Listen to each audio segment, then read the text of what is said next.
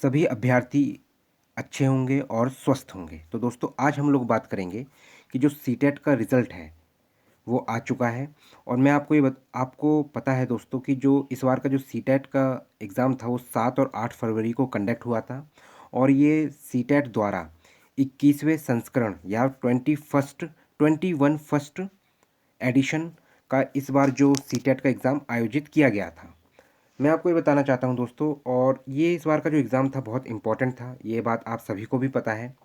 क्योंकि जब से सुप्रीम कोर्ट का जो जजमेंट आया है 1 सितंबर 2025 को कि जितने भी नियुक्त शिक्षक हैं उन सभी के लिए टेट क्वालिफाई करना अनिवार्य है। लेकिन सीटेट की जो जो सीटेट था दोस्तों, ये क्या है, सभी राज्यों में केंद्र सरकार का अगर माने तो लागू होता है। लेकिन अगर आप अलग अलग राज्यों की बात करें तो किसी किसी राज्यों में सीटेट का जो एग्ज़ाम है अगर उसको किसी अभ्यर्थी ने क्वालिफाई भी कर लिया है तो क्या है, उसके लिए योग्य नहीं है। जैसे कि एग्ज़ाम्पल की अगर हम बात करें, जैसे कि हम एमपी की बात करें तो एमपी में दोस्तों क्या है, मध्य प्रदेश में गवर्नमेंट अलग से एमपी टेट कराती है, लेकिन उसमें सीटेट मान्य नहीं है। अगर हम राजस्थान की बात करें तो उसमें रीट रीट का जो महत्वपूर्ण रोल है दोस्तों, एक एग्ज़ाम आपका एमपी टेट में क्या है दोस्तों, सीटेट मान्य नहीं है, पहली चीज़। राजस्थान की अगर हम बात करें, जो रीट एग्ज़ाम होता है उसमें भी दोस्तों क्या है, राजस्थान की जो गवर्नमेंट है वो क्या है, रीट एग्ज़ाम कराती है, लेकिन सीटेट को क्या है, उन्होंने अमान्य कर रखा है। तो यहाँ पे क्या है दोस्तों, इन राज्यों में तो आप ये कह सकते हैं, जैसे कि अभी आपको पता है कि एमपी टेट का जो एग्ज़ाम है, इसका जो एग्ज़ाम है दोस्तों वो तो क्या है, जुलाई में कंडक्ट होने वाला है पेपर 2 के लिए। और अगस्त के अंदर क्या है दोस्तों, पेपर 1 के लिए एग्ज़ाम कंडक्ट होगा एमपी टेट, ठीक है ना दोस्तों। और यूपी टेट में, लेकिन अगर हम यूपी की बात करें, जो यूपी टेट है दोस्तों, इसका भी जो एग्ज़ाम है दोस्तों, ये भी क्या है, जुलाई में कंडक्ट होने वाला है। लेकिन इस एग्ज़ाम की एक अच्छी बात यह है दोस्तों कि उत्तर प्रदेश में सीटेट एग्ज़ाम मान्य है। तो जितने भी नियुक्त शिक्षक थे और उन्होंने क्या है, सीटेट क्वालिफाई कर लिया है, तो वो क्या है, वो सीटेट का जो सर्टिफिकेट है दोस्तों, एक तो क्या है वो आजीवन मान्य है, और दूसरी बात ये है कि वो उत्तर प्रदेश यूपी सरकार द्वारा उसे मान्य किया गया है। बाकी आज का जो रिज़ल्ट रहा है, जो सीटेट का जो कल रिज़ल्ट आया है, इसमें क्या है दोस्तों, जो अगर हम देखें कि अच्छा रहा है, ख़राब है या मध्यम है, इन सभी बातों पे हम चर्चा करेंगे। मैं आपको ये भी बताना चाहता हूँ, जो भी अभ्यर्थी अगर मेरे चैनल से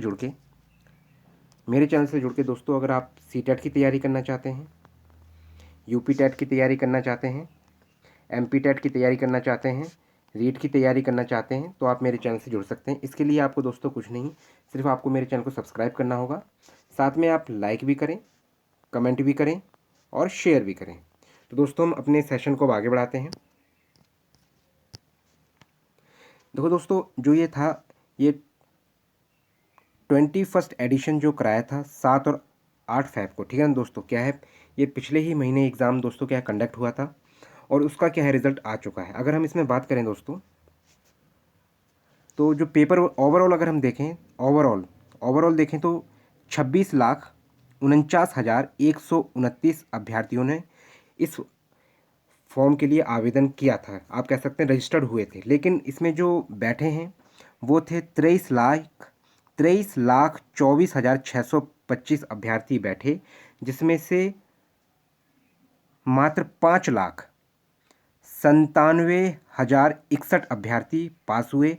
ये दोनों की संख्या है, ओवरऑल कितना परसेंट है, 25.68%। अगर आप इसको ऐसे भी समझ सकते हैं, क्या सिर्फ 100 में से मोटा मोटा मान के चलें, क्या सिर्फ 26 बच्चे पास हो रहे हैं, तो क्या ये दोस्तों अच्छा रिजल्ट है? ये आप ही खुद जज करें और मुझे कमेंट करके बताएं दोस्तों।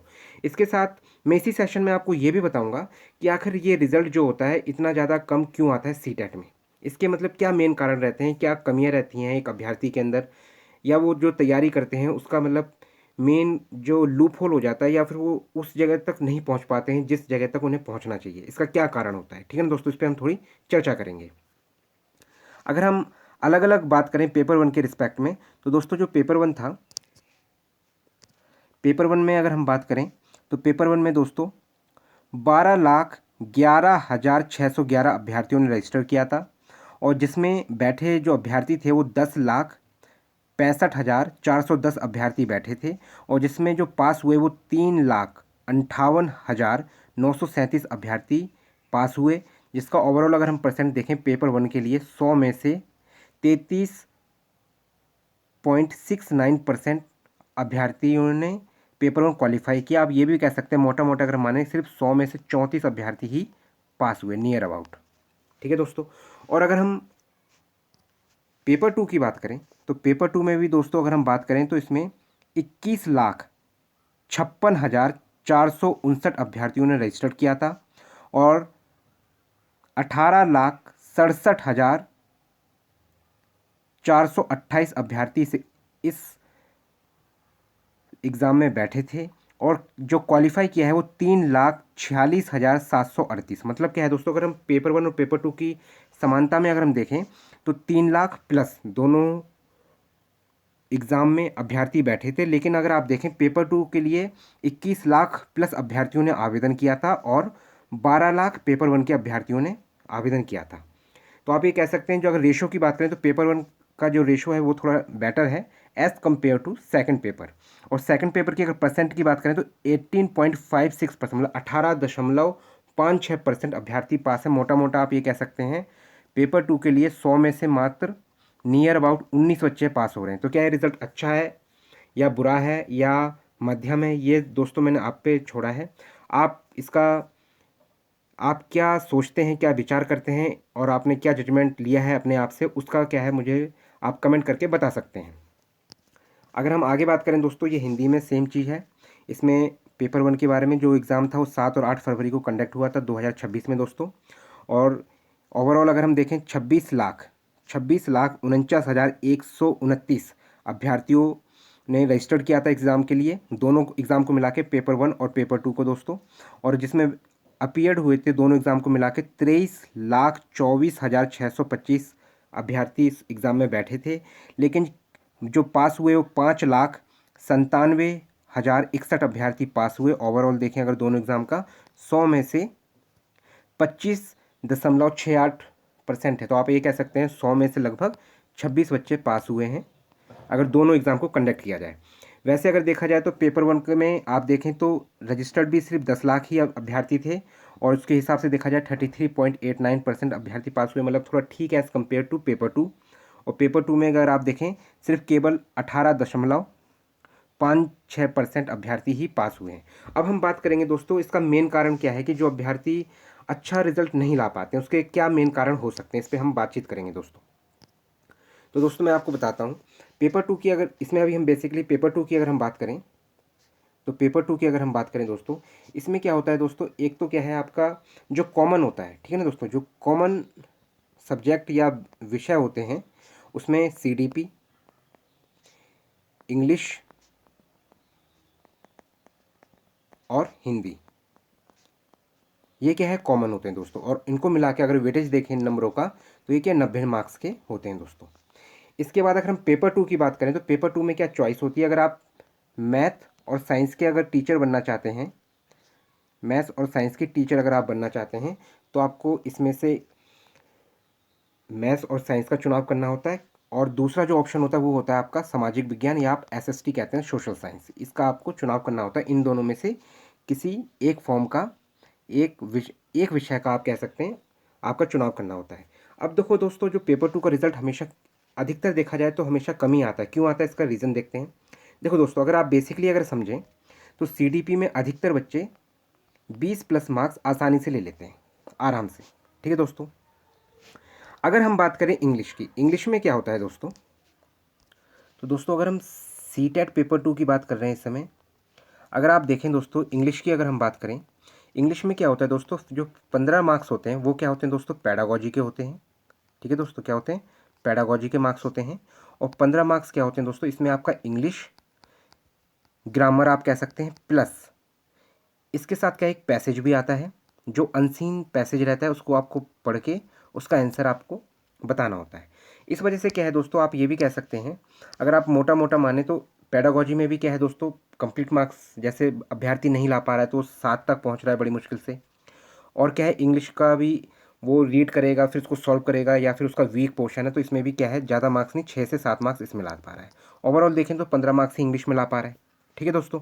अगर हम हिंदी की बात करें तो हिंदी का क्या होता है, इसमें भी दोस्तों 15 मार्क्स की क्या है दोस्तों, पेडागोजी आती है। ठीक है ना दोस्तों, हिंदी पेडागोजी क्या है दोस्तों, 15 मार्क्स की आती है प्लस, और 15 ही मार्क्स में क्या है दोस्तों, आपका एक पैसेज मिलेगा। पैसेज के साथ साथ क्या है दोस्तों, आपको पैसेज मिलता है, और फिर क्या है, उसी में ग्रामर भी इंक्लूड होता है, हिंदी ग्रामर। ठीक है दोस्तों। तो आप ये कह सकते हैं हिंदी का वेटेज थोड़ा ठीक रहता है, इसमें भी अभ्यर्थी अधिकतर 20 प्लस मार्क्स लाते हैं। ठीक है दोस्तों।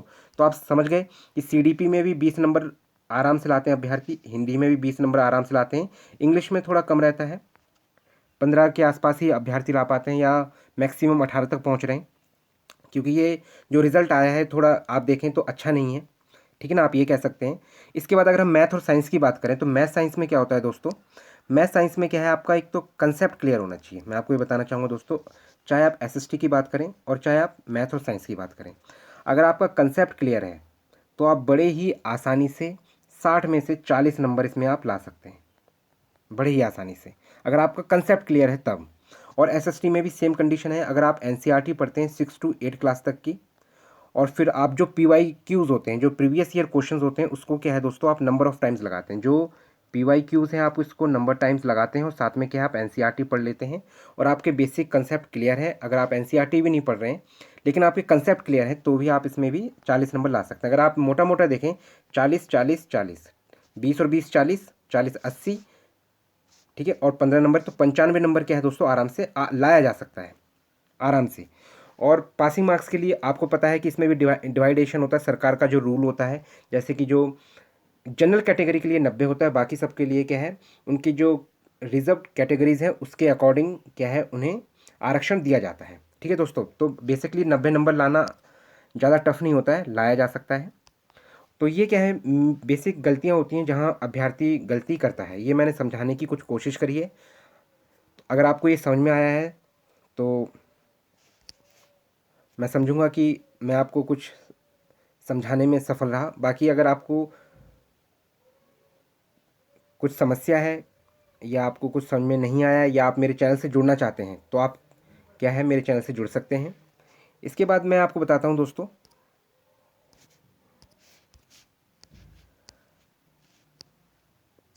अगर दोस्तों हम लोग बात करें, अगर आप सीडीपी और हिंदी पेडागोजी पढ़ना चाहते हैं मेरे से, तो इस जो वीडियोस को दोस्तों मैंने अपलोड किया है, इन वीडियोस को आप देखें, चाहे फिर सीडीपी की वीडियोस हो, चाहे हिंदी पेडागोजी की वीडियोस हो, इन वीडियोस को आप नंबर ऑफ़ टाइम्स देखें।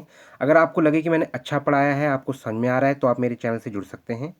और मैं आपको ये बताना चाहता हूँ, आगामी जो यूपी टेट आपका कंडक्ट होने वाला है जुलाई में, चाहे फिर वो पेपर 1 हो चाहे पेपर 2 हो, अगर आप इसकी तैयारी कर रहे हैं तो आप मेरे चैनल से जुड़ सकते हैं। अगर आप एमपी टेट की भी तैयारी कर रहे हैं तो मैं आपको बताना चाहूँगा, एमपी टेट का भी एग्ज़ाम दोस्तों वर्ग 2 और वर्ग 3 का दोस्तों जुलाई और अगस्त में एग्ज़ाम कंडक्ट होने वाला है। और अगर आप सीटेट की भी तैयारी कर रहे हैं तो आप मेरे चैनल से जुड़ सकते हैं। और मैं आपको ये भी बताना चाहता हूँ, अगर आप मेरे चैनल से जुड़ रहे हैं तो उससे पहले क्या है दोस्तों, जो मैंने सीडीपी की वीडियोस को मैंने अपलोड किया है, जो सीडीपी की वीडियोस को मैंने अपलोड किया है, इसको आप देखें, हिंदी पेडागोजी की वीडियोस को देखें। अगर आपको समझ में आए, मैं अच्छा पढ़ा रहा हूँ, आपको समझ में आ रहा है, तभी आप मेरे चैनल से जुड़ें। इसके लिए आपको दोस्तों कुछ नहीं करना होगा, आपको मेरे चैनल को सब्सक्राइब करना होगा, साथ में आप लाइक भी करें, कमेंट भी करें और शेयर भी करें। धन्यवाद दोस्तों।